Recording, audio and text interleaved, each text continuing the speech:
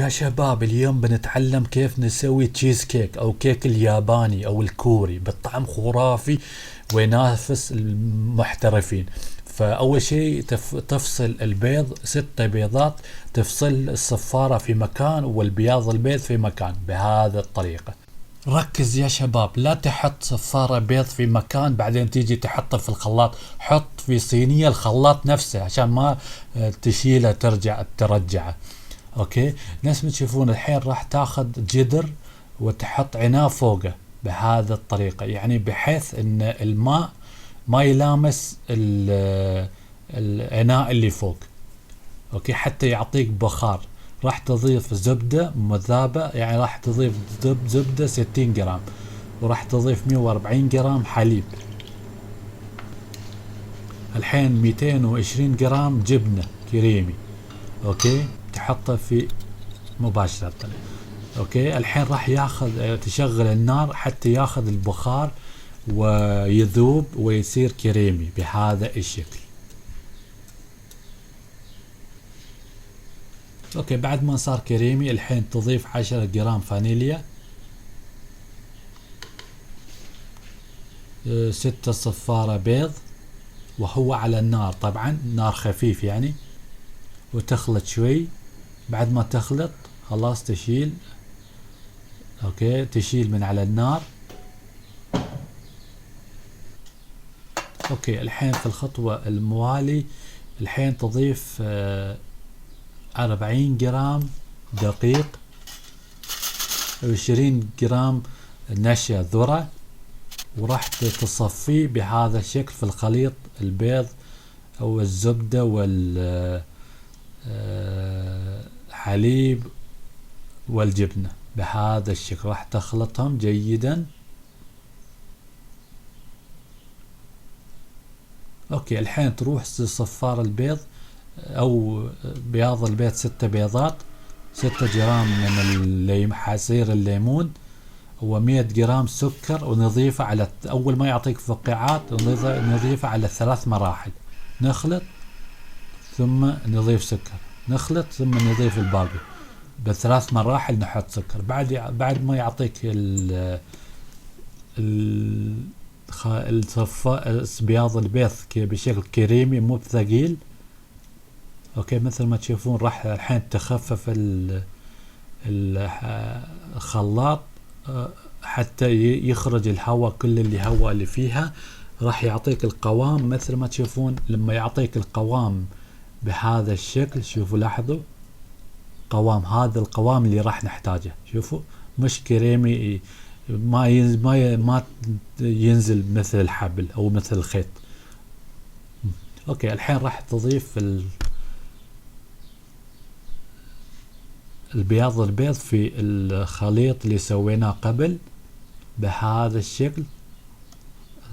حاول انك ما تسوي قوة او سرعة، استخدم هذا التكنيك او هذا التكتيك في الخلط. لا تستخدم قوة، لا تستخدم سرعة، ولا تخلط كثيرا. مجرد انك راح ينسجم المكونات. تضيف بياض البيض على 3 مراحل، وتحرك بهذا التكتيك حتى ما يضيع الهواء اللي فيها، وحاول توقف لما البياض يختفي.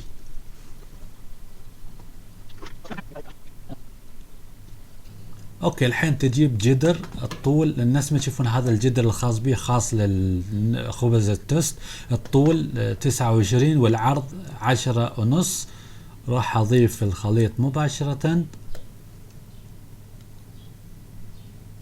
طبعا حتى تضبط الورقة الزيت، حاول انك تحط زيت في الجدر حتى تلتزق الورقة الزيت. الحين راح تضيف ماي تجيب وعاء مناسب او جدر ثاني، تضيف ماء ساخن وتضيف الخليط مباشرة في الماء الساخن.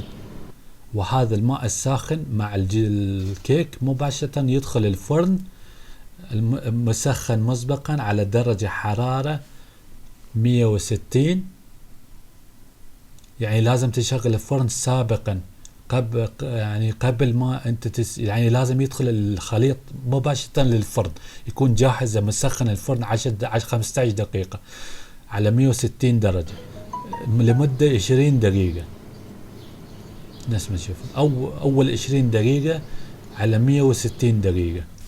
بعد ما انتهى 20 دقيقة نزل النار ل 130 درجة وحط واحسب 2 ساعة الى 2.5 تقريبا، وراح يكون جاهز. مثل ما تشوفون نزلنا النار 130. بعد يعني الحين الناس تشوفون بعد مرور 2 ساعة نزل صينية الفرن للطابق الأول. اوكي، للطابق الأول. كان في الطابق الأخير نزلناه للطابق الأول. اوكي، حتى نشغل الشواية حتى يعطيك لون ذهبي جدا رهيب. نزل الحين، طفي النار اللي تحت وشغل النار اللي فوق. خلاص الحين الناس يشوفون احمر من فوق. خلاص هذا هو الكيك جاهزة. ما اقدر اوصف شو قد طعم لذيذ خرافي. طبعا انا ليش يعني ما صار شوي يعني محروق وهذا، لاني خرجتها كم مرة صار بارد وحطيته واستخرجته من فرن اشوف استوى ولا لا. فالمهم عرفت كم ساعة في الأخيرة، عرفت كم ساعة يكون جاهز. طبعا هذا سبب من فوق فيها فتحة، لأن صار بارد وحطيته في الفرن صار بهذا الشكل. فأنت ما بيعطيك هذا الشكل، راح بيخرج شكل جميل، بس انت اتبع الخطوات اللي في الفيديو راح يعطيك شكل خرافي بطعم لذيذ. هذا هو التشيز كيك، كيك الياباني او كيك الكوري. اذا عجبك المقطع اضغط لايك للفيديو، اذا ما كنت مشترك في القناه اشترك في القناه وفعل زر. مع السلامه.